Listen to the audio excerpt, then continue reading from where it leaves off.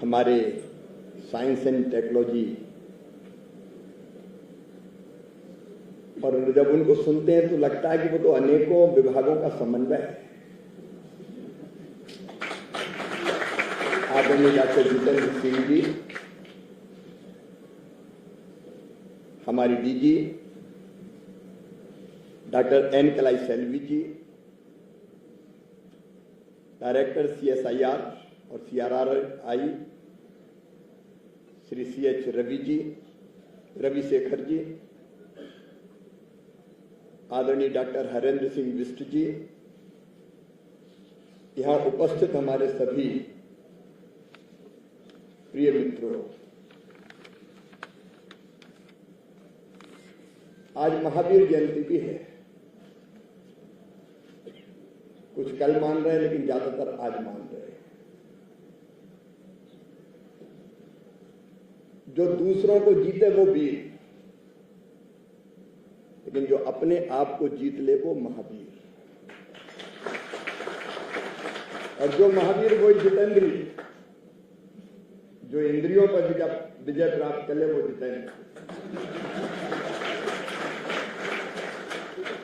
और जो जितेंद्री वो जिन, और जो जैन वही जैन। तो आज के माहौल में तो लगता है सबको जैन बन जाना चाहिए। मैं भगवान महावीर स्वामी जी के चरणों में प्रणाम करता हूं। महावीर एक विचार है जो मुरझाते हुए मानवता के फूल को फिर से खिलाते हैं। महावीर एक विश्वास है जो अंधेरे में डूबे संसार को ज्ञान का दीपक दिखाते हैं। महावीर एक संकल्प है जो स्वयं को जलाकर दूसरों के जीवन में प्रकाश भरते हैं। महावीर एक गूंज है जो सदियों से जियो और जीने दो का आह्वान कर रही है। महावीर वह क्रांति है जो भीतर की बुराइयों को जड़ से मिटाती है, और महावीर वो करुणा है जो संपूर्ण जीव जगत के कल्याण का रास्ता दिखाती है। और सचमुच में भगवान महावीर ने कभी शस्त्र नहीं उठाए, उन्होंने किसी पर विजय प्राप्त नहीं की, लेकिन वे महावीर इसलिए कि क्रोध, अहंकार और हिंसा पर उन्होंने विजय प्राप्त की थी। भारत के विचार को अगर हम देखें तो आज और ज्यादा प्रासंगिक लगता है। सत्य, अहिंसा, अस्तेय, अपरिग्रह, ब्रह्मचर्य। अब आज के युग में अहिंसा कितनी प्रासंगिक है हम सब जानते हैं। आज तो संयुक्त राष्ट्र संघ का कोई अस्तित्व ही नहीं बचा है। जिसकी लाठी उसकी भैंस, सर्वाइवल ऑफ द फिटेस्ट। बड़ी मछली छोटी मछली को खा जाएगी। एक अलग तरह का वातावरण है, और ऐसे में मुझे लगता है कि भारत की शिक्षाएं, भगवान महावीर की शिक्षाएं और ज्यादा प्रासंगिक है। यदि हम अहिंसा अपनाएंगे तो द्वेष मिटेगा। यदि हम सत्य अपनाएंगे तो विश्वास बढ़ेगा। यदि हम अस्तेय अपनाएंगे तो अन्याय रुकेगा। यदि हम अपरिग्रह अपनाएंगे तो संघर्ष घटेगा। यदि हम ब्रह्मचर्य अपनाएंगे तो जीवन संतुलित होगा। इसलिए आइए इस अवसर पर हम संकल्प लें कि हम भगवान महावीर स्वामी की शिक्षाओं को मानें।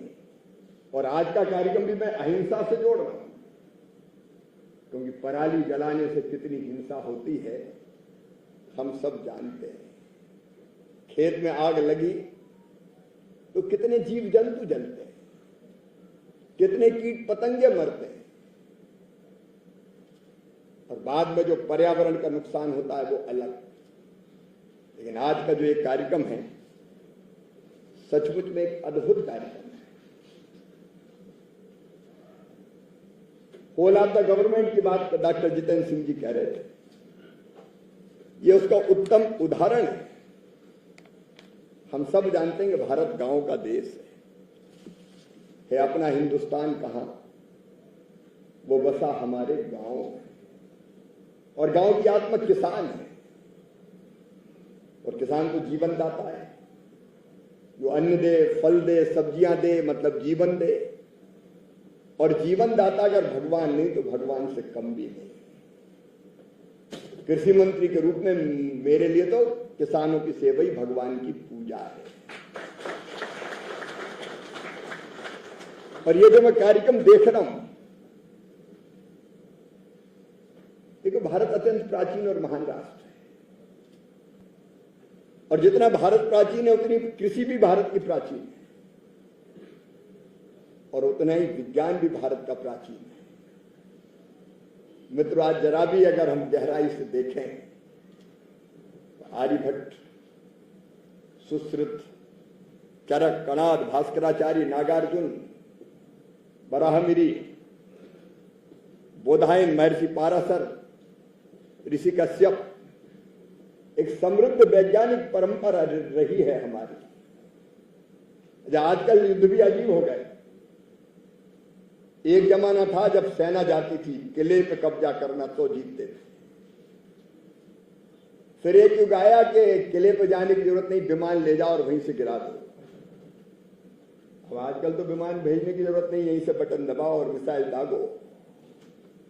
और ड्रोन तो ऐसा है कि कुछ हजार रुपया आ जाए उसमें बारूद भरोर कहीं भी टपका दे। लेकिन उस जमाने में हमारा विज्ञान इतना उन्नत था कि मिसाइल दाग भी दे और जरूरत पड़े तो बीच में से वापस भी बुला लें। मैं अपने सभी वैज्ञानिक साथियों को प्रणाम करता हूं, और सचमुच में आज का ये कार्यक्रम केवल कार्यक्रम नहीं है, ये सच में भारत के भविष्य की दिशा तय करने वाला एक महत्वपूर्ण कदम है। डॉक्टर साहब, जो टीम ने काम किया है आपकी, मैं सबको प्रणाम करता हूं। एक कदम अनेकों समस्याओं का समाधान। जब नीति ठीक हो, नियत सही हो, और नेता नरेंद्र मोदी जैसा हो, तो समाधान निकलते चले जा रहे हैं। और जैसे डॉक्टर जितेंद्र सिंह जी अभी कह रहे थे, हमको विश्वास है कि मोदी जी के नेतृत्व में हम आज भी सारे संकटों से पार पाएंगे। लेकिन आत्मनिर्भरता जरूरी है।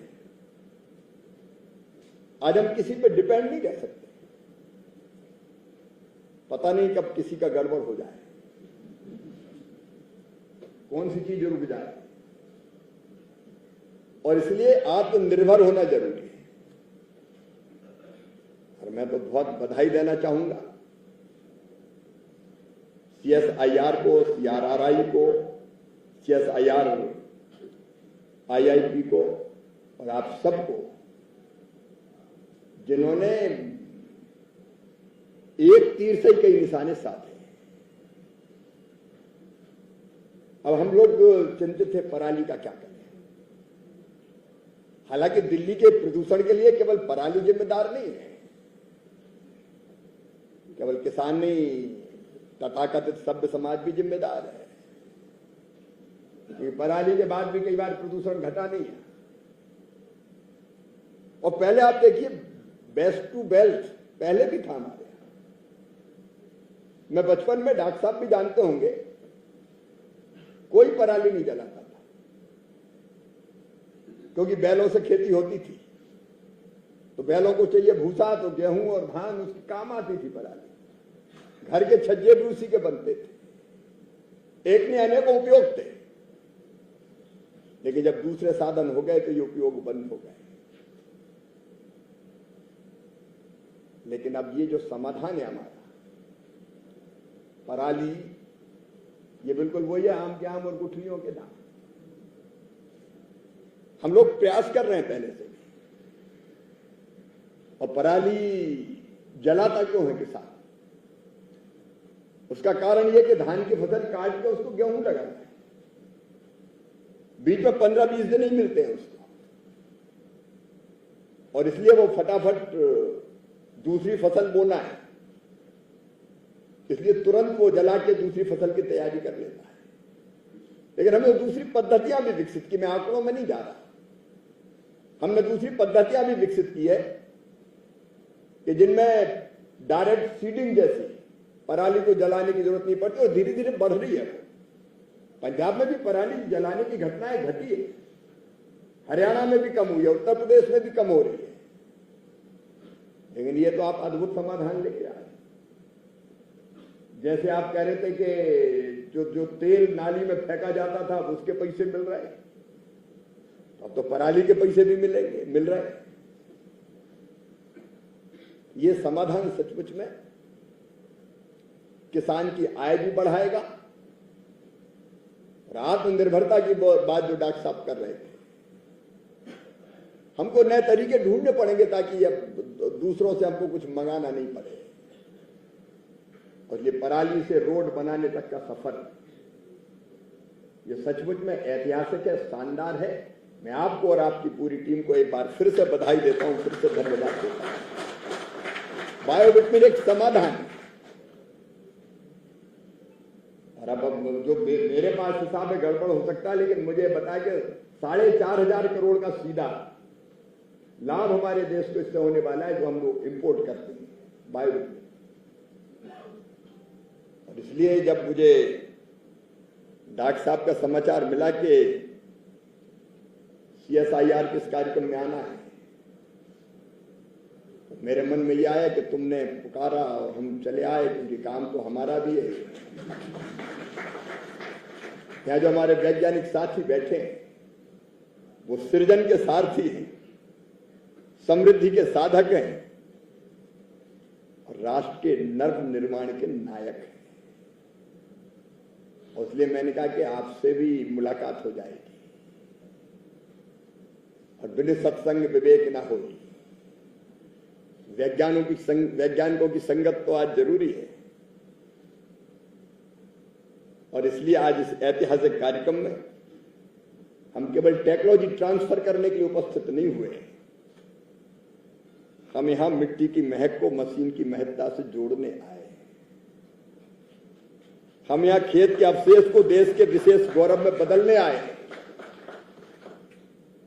यह खेत खलियान और विज्ञान के विधान का गठबंधन है, यह परिश्रम के पसीने और प्रौद्योगिकी के प्रकाश का संगम है।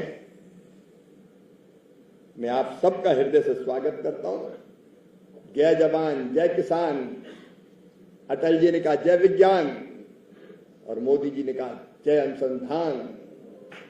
ये जय जवान जय किसान जय विज्ञान जय अनुसंधान सबका आपने संगम किया है।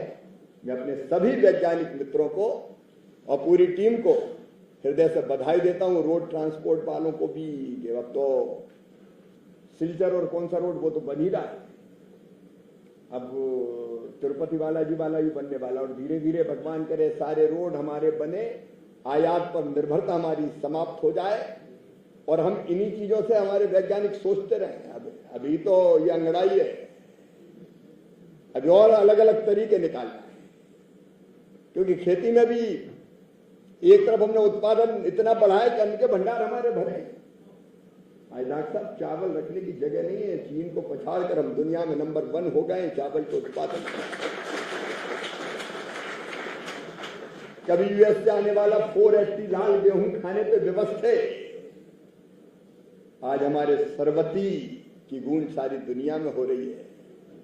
बासमती की महक से कोई देश अछूता नहीं है, लेकिन अभी और काम करनी है, फलों में, सब्जियों में, दालों में, इनमें और आत्मनिर्भर बनाना है। इसलिए नई नई बीजों की किस्में कैसी तैयार हो, उसमें आईसीआर के संस्थान भी हमारे निरंतर काम कर रहे हैं, निरंतर लगे हुए हैं और जलवायु परिवर्तन के खतरों से भी निपटना है। ज्यादा गर्मी में उत्पादन ना घटे, ज्यादा नमी हो तो वो भी सहन कर ले। विपरीत परिस्थितियों में भी हम भारत में, क्योंकि हम तो 140 करोड़ हैं, तो छोटा मोटा देश थोड़ी है। अमेरिका की कुल आबादी 30 करोड़, यूरोप की कुल मिला के 50 करोड़, हम 140 करोड़। इसलिए हमारे यहाँ फूड सिक्योरिटी, खाद्य सुरक्षा बहुत महत्वपूर्ण है।